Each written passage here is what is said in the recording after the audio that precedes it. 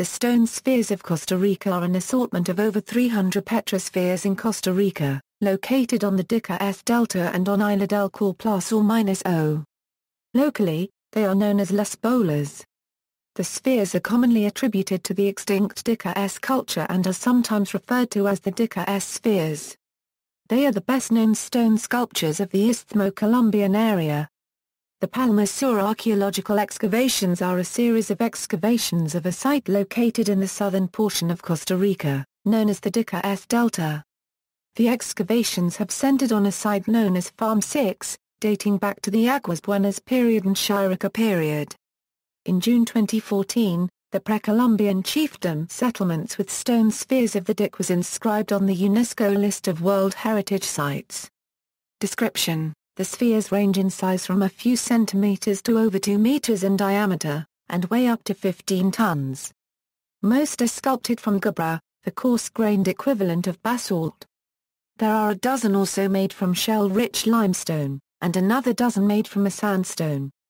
Geographic setting and location: the archaeological site of Palmar is located in the southern portion of Costa Rica, known as the Diquís S Delta, and in the southernmost part of the Punta province.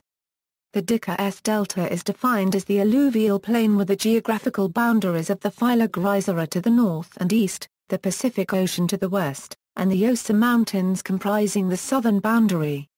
This area is defined by two seasons, wet and dry. The dry season runs from December through March, with the wet season comprising the remaining months. The site is located in Palmar, southern Costa Rica. The site is located on approximately 10 hectares of property that was previously owned by the United Fruit Company in the alluvial plain of the tar copyright Raba River. Site description: the archaeological site of Farm 6 dates during the Aguas Buenas period and Chirica period and was a multifunctional site, meaning that it was not only a settlement but also contained a cemetery, and had both monumental architecture and sculpture. Monumental architecture at the site consists of two mounds that are constructed with retaining walls made of rounded river cobbles and filled with earth. The site contains multiple locations where large stone spheres are found in situ. Additionally, since many of the stone spheres in the region were removed from their original locations and serve as landscape decoration, the site has become a storage location for spheres that have been returned to the National Museum. Pre-Columbian history: the stones are believed to have been first created around the year 600, with most dating to after 1000 but before the Spanish conquest. The only method available for dating the carved stones is stratigraphy, but most stones are no longer in their original locations. The culture of the people who made them disappeared after the Spanish conquest. Post-contact history: the spheres were discovered in the 1930s as the United Fruit Company was clearing the jungle for banana plantations. Workmen pushed them aside with bulldozers and heavy equipment, damaging some spheres. Additionally, inspired by stories of hidden gold, workmen began to drill holes into the spheres and blow them open with sticks of dynamite. Several of the spheres were destroyed before authorities intervened. Some of the dynamited spheres have been reassembled and are currently on display at the National Museum of Costa Rica in San Jose. Copyright. The first scientific investigation of the spheres was undertaken shortly after their discovery by Doris Stone, a daughter of a United Fruit executive. These were published in 1943 in American Antiquity, attracting the attention of Samuel Kirkland Lothrop of the Peabody Museum at Harvard University. In 1948, he and his wife attempted to excavate an unrelated archaeological site in the northern region of Costa Rica. The government had just disbanded its professional army, and the resulting civil unrest threatened the security of Lothrop's team. In San Jose. Copyright. He met Doris Stone, who directed the group toward the Diquís S Delta region in the southwest and provided them with valuable dig sites and personal contacts. Lothrop's findings were published in Archaeology of the Diquís S Delta, Costa Rica 1963. In 2010, University of Kansas researcher John Hoops visited the site of the stone spheres to evaluate their eligibility for protection as a UNESCO World Heritage Site. Historical background: before the arrival of the Campana bananera de Costa Rica, a branch of the United Fruit Company, and banana plantations in the 1930s, Vegetation in this area offered a great deal of biodiversity in both plant and animal resources. Resources available to pre-Columbian inhabitants in this alluvial plain consisted of riverine and ocean resources, including mangrove forests located in the Turaba and Sierpe rivers. The rich alluvial soils of this region facilitated historical agriculture since the 1930s. The United Fruit Company dominated this southern region with banana plantations as early as the 1920s in Parita and Copos. The UFCO entered Palmar in the 1930s under the name of Campana Bananera de Costa Rica in an effort to avoid anti-monopoly legislature. Today the landscape is still carved into agricultural fields which are owned by co-ops and consist of plantain, banana, and palm plantations.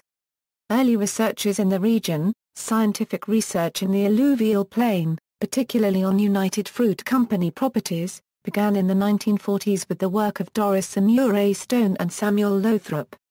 Lothrop's work focused on excavation at a handful of sites, one being Farm 4.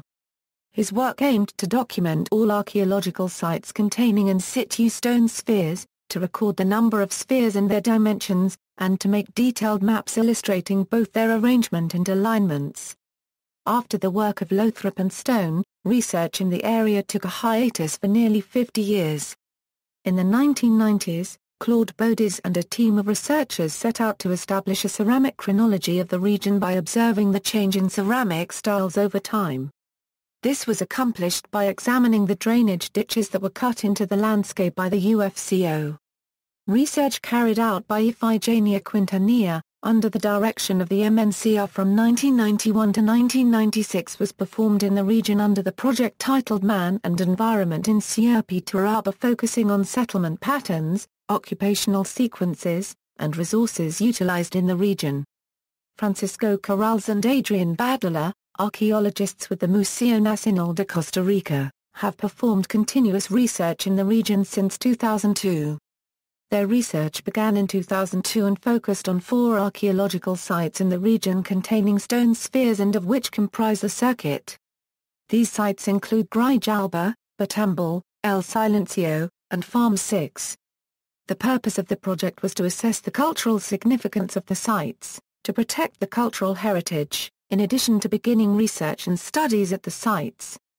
Corrales and Badler produced a booklet entitled El Paisage Cultural del Delta del Ditka S, which provides a quick overview on the history of the Ditka S Delta, the history of banana plantations and the UFCO, the natural environment, archaeological sites in the region, and the importance of the Ditka S region as an UNESCO World Heritage Site. Research has continued in the region by Corrales and Badler, focusing on the archaeology and the Pre-Columbian political structure in the Ditka S Delta. Research emphasis was on chiefdoms and their associated archaeological indicators.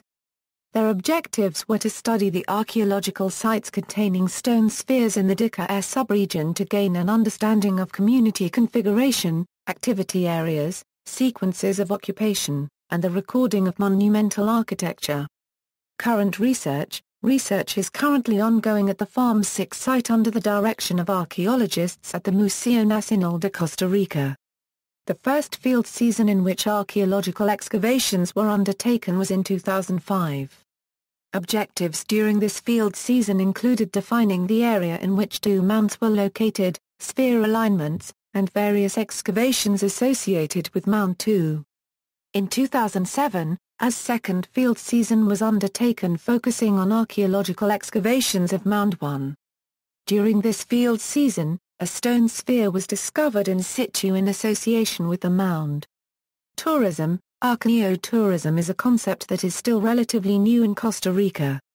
To date, the National Monument of Guayabo de Turrialba is primarily the only archaeological site open for tourism. Tourism on a smaller scale is occurring at the site of Farm 6 but is opening to visitors on an appointment basis.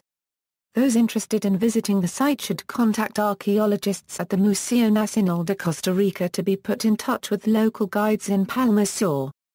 Future plans of the MNCR is to open the site to tourism on a larger scale and to include other sites nearby in the region. Myths. Numerous myths surround the stones, such as they came from Atlantis, or that they were made as such by nature. Some local legends state that the native inhabitants had access to a potion able to soften the rock. Research led by Joseph David Uvitz of the Geopolymer Institute in France has been offered in support of this hypothesis, but it is not supported by geological or archaeological evidence. In the cosmogony of the Bribri, which is shared by the Quebecers and other American ancestral groups, the stone spheres are a Euro-Oiter a Euro unregistered trademark S cannonballs a Euro. Tara or Tlachk, the god of thunder, used a giant blowpipe to shoot the balls at the Cirques, gods of winds and hurricanes, in order to drive them out of these lands. It has been claimed that the spheres are perfect, or very near perfect in roundness, although some spheres are known to vary over 5 centimeters in diameter.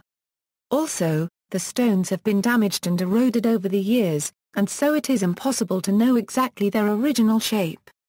A review of the way that the stones were measured by Lothrop reveals that claims of precision are due to misinterpretations of the methods used in their measurement. Although Lothrop published tables of ball diameters with figures to 3 decimal places, these figures were actually averages of measurements taken with tapes that were nowhere near that precise. See also, colossal heads, barigons of Guatemala, carved stone balls of Scotland, UK, petrosphere, stone ball, Kugel ball, list of megalithic sites, Moaraki boulders, references. External links, Stone Spheres, Diquís Delta, Costa Rica from Landmarks Foundation, Costa Rican Stone Spheres, a website by archaeologist Tim McGuinness, Ph.D.